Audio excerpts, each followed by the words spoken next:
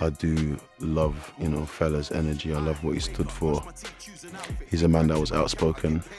He's a man that said things that people didn't really understand at the time when he said it, but now everyone's listening to it, so it gives me the confidence to like be forward thinking and say things that I think now.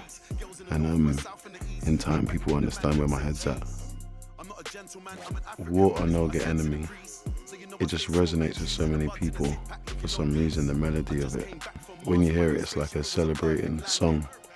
See, Fella speaks in like metaphors. I think from that moment I was like, I always want to make a song about water. So when I made Pure Water, that was a big checkpoint for me. Art hits you at different times in your life when you're going through certain things at different ages, you get what I'm saying? So when I was younger, I was more dancing to Fella. The older I got, and I started to understand like my fights and my struggles and what I was going through as a man, and seeing how he dealt with his one, and realizing, that's why he was singing about what he was singing about. When I grew older, like I could proper hear his message clear, and like I'm looking around at men my age from where I'm from. He was the one who did it for Nigeria. You gotta die with the vision, you know what I'm saying? Because once you die with that vision, the vision's locked. Like going to the shrine was like a big part of that, to like stand in the energy and like feel it. It's important. I think everybody should go to Africa, and see it. Africa has diamonds, the gold, the oil. It's the belly button of the earth, you know what I'm saying? It's like what feeds everyone.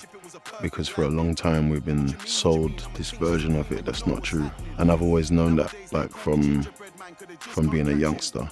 Even Bob Marley saying Exodus, how people are going back to Africa, knowing that I'm who he's talking about. I'm the physical version of what he was talking about.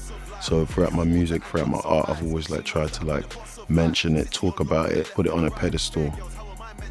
You can see and feel Africa now, and we can respect Africa. Checking for the fashion, checking for the music, realizing where certain fabrics are coming from. The world is like a very multicultural place now, you know what I'm saying? People are everywhere doing, wearing, saying, everything's eclectic right now. But it's the respect of cultures that's very important. Everyone who didn't want to say where they were from, everyone who didn't want to acknowledge, everyone who used to laugh at African accents want to listen to Afro beats now, listen to Wizkid, listen to Davido, techno, everything. So who, you get what I'm saying, didn't want to say their surname and shit before, now they're saying their surname. We're back.